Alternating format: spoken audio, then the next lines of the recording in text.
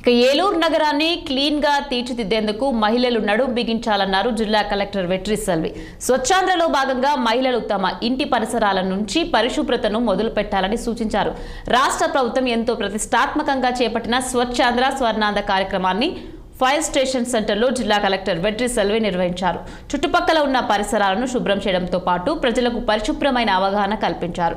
పరిసరాలు శుభ్రంగా ఉంచడం వల్ల డెంగ్యూ, మలేరియా వంటి వ్యాధులు రాకుండా ఉంటాయని కలెక్టర్ తెలియజేశారు. మురుగుపోయి స్వచ్ఛమైన గాలి పీల్చుకోవడం వల్ల జీవన ప్రమాణాలు పెరుగుతాయన్నారు కలెక్టర్ సెల్వి. ఒకసారి మన కిచెన్కి వెళ్ళి ఏ ఐటమ్ వాడుతున్నామో చూస్తే ఫాస్ట్ ఫుడ్ ఎప్పుడైనా మనం ఫాస్ట్ తెచ్చుకుని దానికి 5 స్పూన్ చేస్తారు, అవన్నీ మనం సేవ్ చేసి పెట్టుకుంటాం, దేనికైనా వాడతామని చెప్పి అక్కడి నుంచి మనకి మొదలు అవుతుంది. కరెక్టే కదా లేడీస్? సో ఇది మనం మస్టర్డ్కి వాడతామో జీరాపొడికి వాడతామని చెప్పేసి ఆ స్పూన్ అంతా దాచుకుంటుంది. And the kind of paper plates packing ఎట్లా వస్తాయి అవన్నీ మనకు డేంజరస్. అందులో తినడం మనకి డేంజరస్, అది వాడడం చాలా డేంజరస్. అందువల్ల మీరు అది సేవ్ చేసుకోక్కర్లేదు. ఇవాళ మనకి ఏం చేయాలి?